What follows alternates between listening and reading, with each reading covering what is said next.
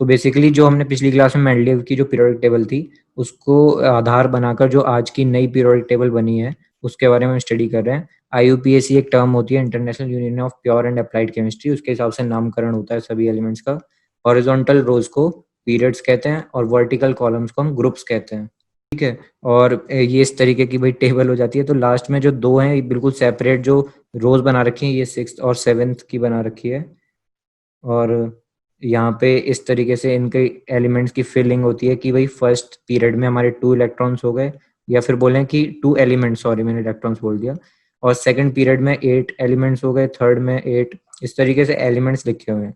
लेकिन यहाँ पे 6th और 7th में अभी तक 14 इसलिए हैं क्योंकि इतने ही डिस्कवर हुए हैं। और 6th पीरियड के एलिमेंट्स को लेंथेनॉइड्स बोलते हैं, 7th पीरियड के एलिमेंट्स को एक्टेनॉइड्स बोलते हैं। क्वेश्चंस इसमें इसी टाइप के पूछे जाते हैं चैप्टर में कि बताओ इनका नोमेनक्लेचर क्या होगा, IUPAC name according to this, है ना। और भी क्वेश्चन पूछ सकते हैं उनकी प्रॉपर्टीज को रिलेटेड, जैसे अभी हम इस चैप्टर में फिजिकल प्रॉपर्टीज, केमिकल प्रॉपर्टीज भी पढ़ेंगे डिफरेंट डिफरेंट एलिमेंट्स की, या फिर बोले डिफरेंट डिफरेंट एलिमेंट्स की ना पढ़ के हम एक किसी पर्टिकुलर ग्रुप की पढ़ेंगे। तो अगर एक ग्रुप की जो प्रॉपर्टीज होंगी वही पूरा ग्रुप उस प्रॉपर्टीज को शो करेगा, तो हम वो देखेंगे। तो उस हिसाब से उनके बीच में कंपैरिजन पूछा जाता है। पूछ लेंगे 4 एलिमेंट्स उठा के दे दिए, मान लो ये दे दिया, ये दे दिया, ये दे दिया, ये दे दिया, इन चारों का बताओ मेल्टिंग पॉइंट किसका ज्यादा होगा, ये पूछ लेंगे। या पूछ लेंगे किसकी इलेक्ट्रॉनिक कॉन्फ़िगरेशन कैसी होगी, इसमें पी शेल में कितने इलेक्ट्रॉन्स होंगे इसके इलेक्ट्रॉन्स के। तो इस तरीके के क्वेश्चन इसमें से पूछे जाते हैं। इंपॉर्टेंट है, बहुत सारे लोग इनऑर्गेनिक केमिस्ट्री को छोड़ देते हैं क्योंकि रटने वाला सब्जेक्ट है, लेकिन छोड़ना नहीं है इसको। अभी हमने नेम्स देखे तो डिजिट्स के अकॉर्डिंग यहाँ पे उनके नेम लिखे हुए हैं, जिन एब्रीविएशंस या बोल रहे हैं छोटी छोटी एब्रीविएशन जिनको हम यूज करते हैं उनका सिंबल देने के लिए और उनका नोमेनक्लेचर करने के लिए। ओके, सो अब हम मूव करते हैं फिर नेक्स्ट टॉपिक पे। पहले ये आप चाहो तो जितना अभी तक हमने पढ़ा है इसको अपनी भाषा में लिख लो, आराम से लिख लो तो चैट बॉक्स में लिख देना, डन। ओके, सो अब हम मूव करते हैं कि अब हमें इतना तो समझ में आ गया कि अगर कोई एलिमेंट डिस्कवर नहीं हुआ है तो सबसे पहले उसका क्या आ जाता है, नाम आ जाता है, टेम्परेरी नेम आ जाता है। और उसके बाद अगर वो एलिमेंट डिस्कवर होता है तो फिर साइंटिस्ट उसे अपने हिसाब से नाम दे देते हैं। ठीक है, तो अब हम इसमें क्या करते हैं, एक क्वेश्चन लिखते हैं कि आपको IUPAC नेम निकालना है एक एलिमेंट का जिसका एटॉमिक नंबर आपको गिवन है 120। सो बताओ इसका IUPAC नेम क्या होगा, और इसका सिंबल भी लिख दो स्पेस बार करके। तो जेम्स का क्वेश्चन है, sir how to find a element of 7th group if valence electrons are given. वो भी अभी हम पढ़ेंगे बाद में। उसमें क्या होता है, हम उसमें देख लेते हैं कि F ब्लॉक और D ब्लॉक में हमारे मतलब F शेल और D शेल में कितने नंबर ऑफ इलेक्ट्रॉन्स फिल्ड हैं, उस हिसाब से हम पता लगाते हैं। पहली क्लास में वैसे अभी तक हमने मेंडलीव की पीरियोडिक टेबल देखी थी और बहुत सारे साइंटिस्ट थे, लॉथरमेयर, उनकी प्रॉपर्टीज हमने देखी थी। तो जागृति का आंसर आ गया है अनबिनिलियम। ठीक है, जागृति का आंसर। तो अब हम मूव करते हैं नेक्स्ट टॉपिक पे। अब हम देख लेते हैं कि इलेक्ट्रॉनिक की कॉन्फ़िगरेशन जो हमने देखी थी ना, जो अभी तक हम चैप्टर्स में पढ़ते आ रहे थे कि भाई इलेक्ट्रॉन की कॉन्फ़िगरेशन, सेकंड चैप्टर में हमने बेसिकली इलेक्ट्रॉनिक कॉन्फ़िगरेशंस देखी थी। तो अभी हम देखते हैं कि किस तरीके से उन्हें अच्छे तरीके से पढ़ा जा सकता है, या फिर इलेक्ट्रॉनिक कॉन्फ़िगरेशंस में भी कोई सिमिलैरिटीज होती हैं डिफरेंट डिफरेंट एलिमेंट्स की या डिफरेंट डिफरेंट ग्रुप्स की जो हम स्टडी करते हैं। तो इलेक्ट्रॉनिक कॉन्फ़िगरेशन एक्चुअली में डिस्ट्रीब्यूशन ऑफ इलेक्ट्रॉन्स होता है ऑर्बिटल्स के अंदर किसी भी एटम के लिए। जैसे हमने लास्ट टाइम पढ़ी थी 4 ऑर्बिटल्स होती हैं अपने पास, एक तो प्रिंसिपल क्वांटम, सॉरी ऑर्बिटल्स बोल रहा हूँ, हमारे पास 4 क्वांटम नंबर्स होते हैं, उनके हिसाब से इलेक्ट्रॉन्स फिल किए जाते हैं। पहला क्वांटम नंबर होता है n, जिसे हम बोलते हैं प्रिंसिपल क्वांटम नंबर। दूसरा होता है l एजीम्यूथल। तीसरा होता है m जिस मैग्नेटिक। और चौथा होता है स्पिन, इलेक्ट्रॉन स्पिन, वो बताता है इलेक्ट्रॉन के रोटेट होने की डायरेक्शन, यानी। और इसी तरीके से हम जो इलेक्ट्रॉन्स को फिल करते हैं। तो अभी हम सबसे पहले देखते हैं कि इलेक्ट्रॉन्स जो है इलेक्ट्रॉनिक कॉन्फ़िगरेशन इन पीरियड्स, यानी अगर कोई पीरियड के अंदर मैं बात करूं तो किस तरीके से वहाँ पे इलेक्ट्रॉनिक कॉन्फ़िगरेशन लिखी जाती है। सो लेट्स से अभी मेरे पास, अगर मैं फर्स्ट पीरियड की बात करूंगा तो फर्स्ट पीरियड हमारा स्टार्ट होता है n=1 से, और लोवेस्ट लेवल ऑफ एनर्जी होती है हमारे पास 1s। तो यानी अगर n=1 है मेरे पास, इसका मतलब है कि सबसे पहले कि मैं फर्स्ट पीरियड की बात कर रहा हूँ। एन की वैल्यू हमारी यही बताएगी कि हम कौन सी पीरियड की बात कर रहे हैं, यानी कौन सी हॉरिजॉन्टल रो भी बोल सकते हैं, कौन सी हॉरिजॉन्टल रो हम यहाँ पे देख रहे हैं। तो यहाँ पे फर्स्ट पीरियड की बात हो रही है, और फर्स्ट पीरियड के अंदर जो लोवेस्ट लेवल ऑफ एनर्जी होती है वो होती है हमारे पास 1s। और उसके बाद उसके अंदर कितने इलेक्ट्रॉन्स फिल किए जा सकते हैं, 2 इलेक्ट्रॉन्स फिल किए जा सकते हैं। इसलिए जो फर्स्ट रो होती है उसके अंदर बस 2 एलिमेंट्स पाए गए हैं, एक हाइड्रोजन और एक हीलियम, क्योंकि एस के अंदर, एस ऑर्बिटल के अंदर बस 2 इलेक्ट्रॉन्स हो सकते हैं। S orbital contains 2 electrons, hence they are only 2 elements. कौन कौन से एलिमेंट हो गए, एक एलिमेंट जो हो गया हमारा 1s1 जिसको हम हाइड्रोजन से डिनोट कर रहे हैं, और एक एलिमेंट हो गया हमारा 1s2 जिसको हम हीलियम से डिनोट कर रहे हैं। ओके, तो हमने सबसे पहले क्या देखा कि उस n=1 के लिए लोएस्ट एनर्जी शेल कौन सी होगी, और उसके बाद हमने देखा कि उसमें कौन कौन से एलिमेंट्स वहां पे या फिर कितने नंबर ऑफ एलिमेंट्स वहां पे मिलेंगे। तो जैसे मैं बात कर रहा था ना अभी 2, 8, 18 इस तरीके से, तो वो इसी तरीके से निकालते हैं कि हमारे पास लोएस्ट एनर्जी शेल कितनी है और उसके अंदर कितने इलेक्ट्रॉन्स भरने की हमारे पास जगह है। अब इसी तरीके से हमारी जो फर्स्ट शेल है ना, के शेल, वो हो जाती है कंप्लीट।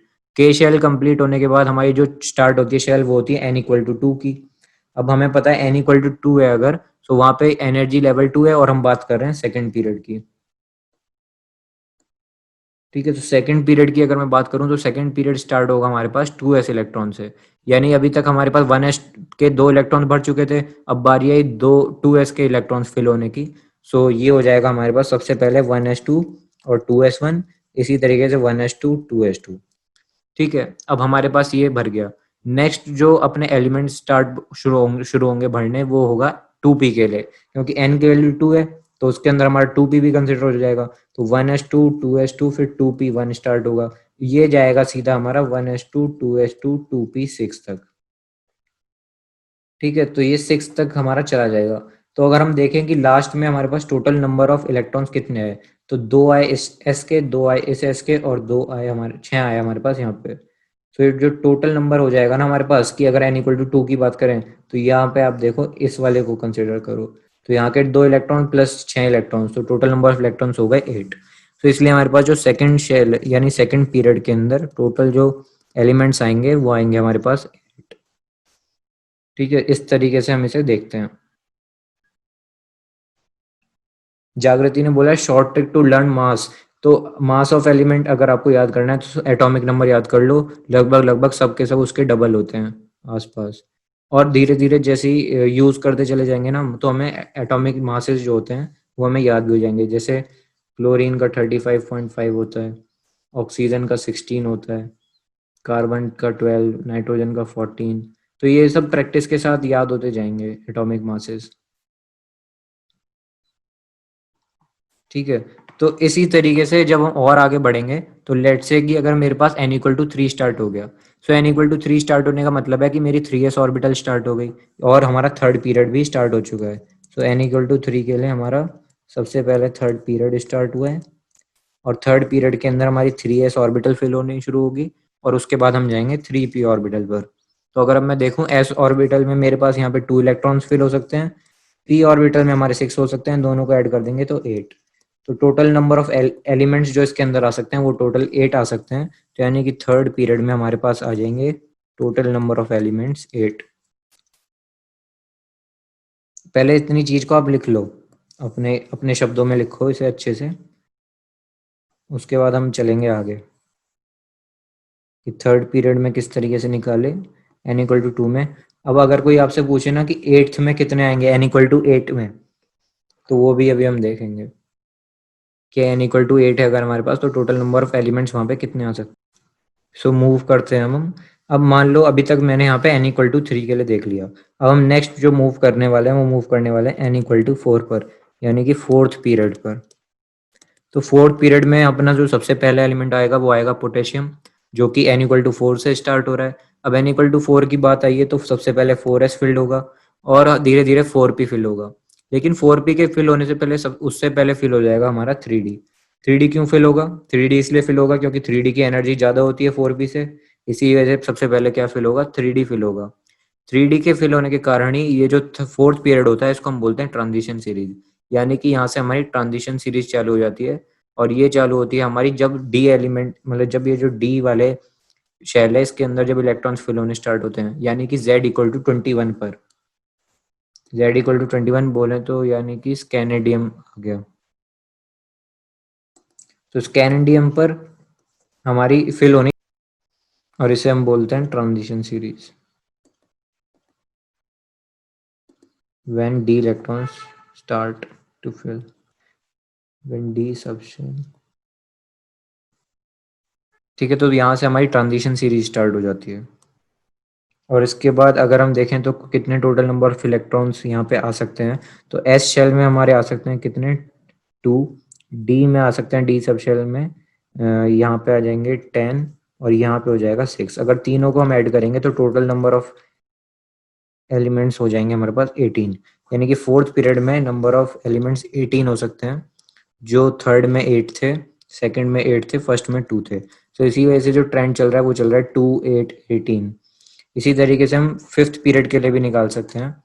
तो अगर मैं n इक्वल टू 5 की बात करूंगा, सो n इक्वल टू 5 यानी कि फिफ्थ पीरियड। फिफ्थ पीरियड में भी हमारे डी ऑर्बिटल्स फिल हो जाएंगे, उसको भी हम ट्रांजिशन सीरीज ही बोलते हैं।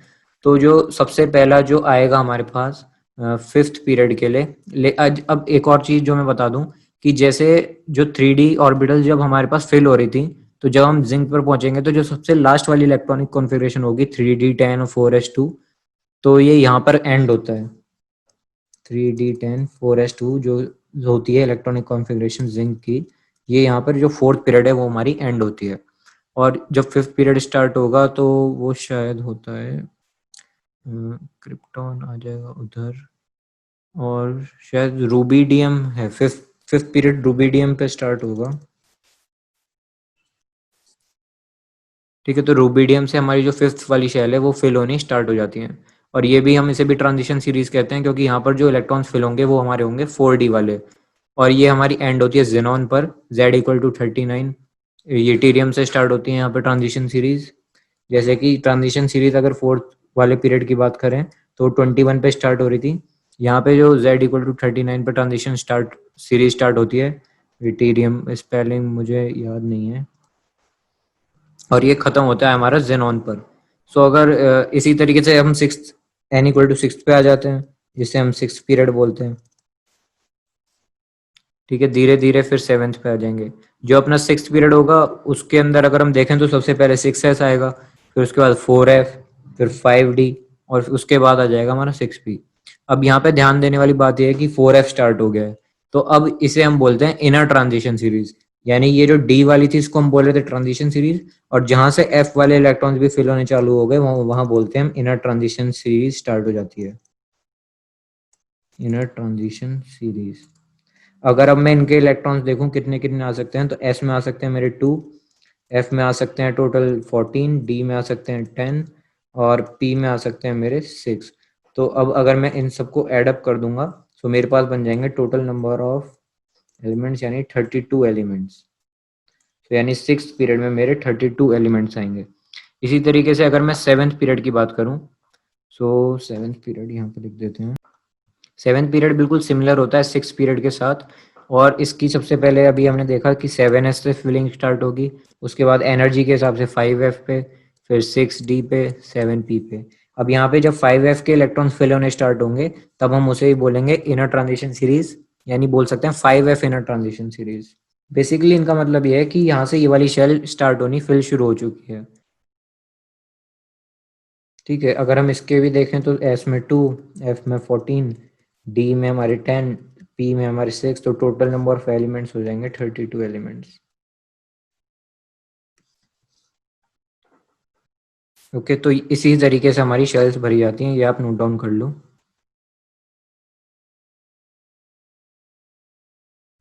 सो अभी हम देख लेते हैं।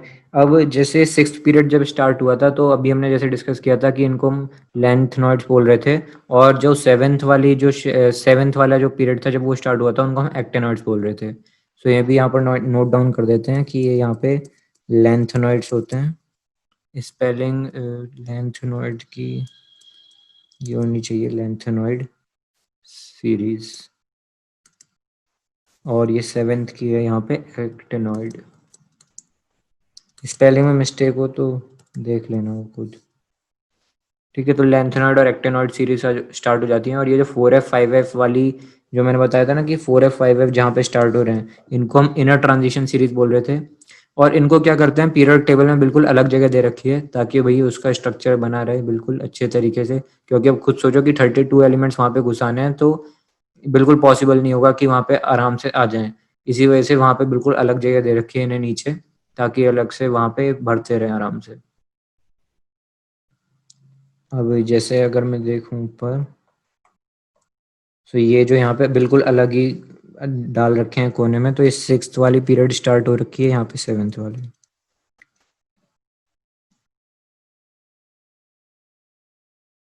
अगर अब एक क्वेश्चन पूछा जाए कि अब आप मुझे बताओ कि यहाँ पे मैंने n इक्वल टू 5 में कितने नंबर ऑफ एलिमेंट्स होंगे, वो मैंने जानबूझ के छोड़ा था। वो आप मुझे बताओगे कि n इक्वल टू 5 में कितने नंबर ऑफ एलिमेंट्स होंगे, number of elements in 5th period. James का आंसर आया 32। जेम्स 32 तो आंसर सही नहीं है।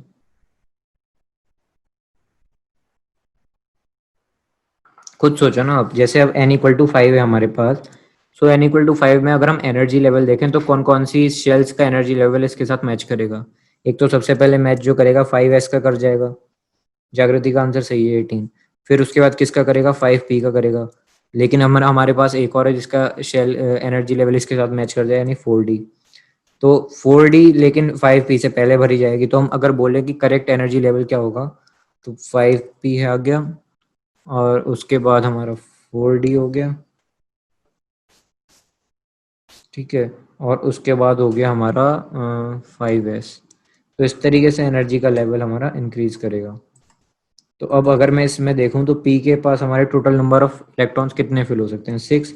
डी में हमारे टोटल 10 फिल हो सकते हैं, एस में हमारे टोटल 2 फिल्स हो सकते हैं। अगर मैं इन तीनों को ऐड कर दूंगा तो हमारे पास आ जाएगा 18 elements. Total number of elements हमारे आ गए 18। बस ये आंसर देना था इसमें। चलो वैसे आज के लिए काफ़ी हो गया है, इतना काफ़ी है, प्रैक्टिस करना आप इस चीज़ की। नेक्स्ट क्लास में हम देखेंगे कि जैसे अभी हमने पीरियड वाइज गए थे, यानी हॉरिजॉन्टल रो में हम गए और हमने उसमें देखा कि किस तरीके से इनकी इलेक्ट्रॉनिक कॉन्फ़िगरेशन मैच कर रही हैं। तो नेक्स्ट क्लास में हम क्या करेंगे, ग्रुप वाइज देखेंगे कि ग्रुप वाइज इनकी इलेक्ट्रॉनिक कॉन्फ़िगरेशन किस तरीके से मैच करती हैं। जैसे कि अगर मैं एटॉमिक नंबर 3 की बात करूँ, लिथियम की बात करूँ, अगर लिथियम है मेरे पास, उसका एटॉमिक नंबर 3 है, तो उसकी जो इलेक्ट्रॉनिक कॉन्फ़िगरेशन आएगी वो आएगी 1s2 2s1। या फिर मैं और किस तरीके से लिख सकता हूँ, ऐसे लिख सकता हूँ कि हीलियम यहाँ लिखा और 2s1 इधर लिख दिया। और अगर मैं लेट से कि मेरे पास इलेक्ट्रॉनिक, अगर मैं ले लेता हूँ सोडियम, थर्ड थर्ड पीरियड ले लिया मैंने, तो उसे इसका अगर मैं इलेक्ट्रॉनिक कॉन्फ़िगरेशन देखूंगा तो आ जाएगी 1s2 2s2 2p6 और 3s1। ठीक है, तो इस तरीके से ये हमारे पास आ चुके हैं। और अगर मैं इसे और अच्छे से देखूँ तो मैं लिख सकता हूँ नियॉन और लास्ट में 3s1। तो आप ये देखो कि इसमें जो s का जो लास्ट में 1 इलेक्ट्रॉन है वो इसमें भी कॉमन है, और s का जो 1 इलेक्ट्रॉन है वो इसमें भी कॉमन है। अगर मैं और बात करूँ नेक्स्ट वाले की, सोडियम की, जो फोर्थ ग्रुप का मेंबर है, उसमें 19 टोटल उसका एटॉमिक नंबर है। तो अगर मैं देखूंगा तो इसे लिखता हूँ मैं 1s2 2s2 2p6 3s2 3p6 और 4s1। ठीक है, और या फिर मैं इसे किस तरीके से लिख सकता हूँ, इसके पहले वाला कौन सा है, आर्गन है, तो आर्गन हो गया और यहाँ पे आ गया 4s1।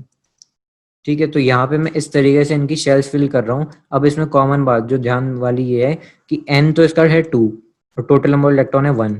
ठीक है, n इसका है 3, टोटल नंबर इलेक्ट्रॉन है 1। n इसका है 4, टोटल नंबर ऑफ इलेक्ट्रॉन है 1। तो यानी नंबर ऑफ इलेक्ट्रॉन लास्ट में कॉमन आ रहे हैं। तो यही एक पैटर्न होता है, इसको ही हम नेक्स्ट क्लास में स्टडी करेंगे। और बाकी अगर आपको इंट्रोडक्टरी क्लास का दोबारा से एक्सप्लेनेशन चाहिए तो वैसे वो यूट्यूब पे वीडियो पड़ी है, आप उसे दोबारा देख लेना। ठीक है, वरना हम नेक्स्ट क्लास में डिस्कस करेंगे।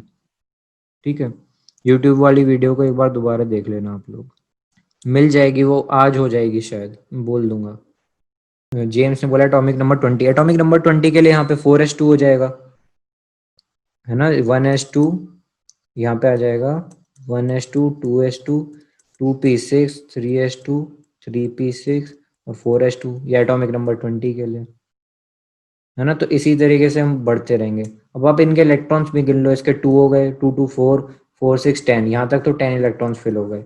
यहाँ पे भी देखोगे 10, तो टोटल इलेक्ट्रॉन्स हो गए 20। और हमने पढ़ा है कि number of electrons number of protons equal हैं और बताता है एटॉमिक नंबर।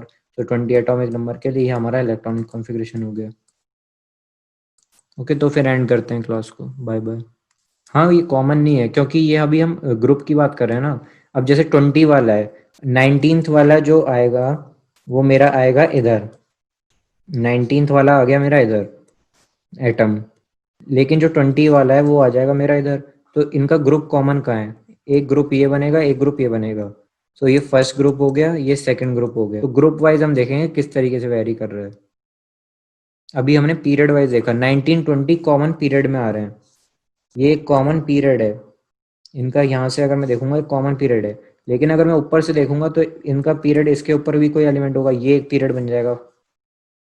समझ रहे हो ना आप? ये एक पीरियड है और ये एक अलग है। ये इसे इसे हम बोल रहे हैं ग्रुप और इसे बोल रहे हैं पीरियड। तो चलो आज की क्लास को आप लोग रिवाइज करो। आज का सेशन हम इसलिए जल्दी एंड कर रहे हैं क्योंकि आप अच्छे से रिवाइज कर पाओ।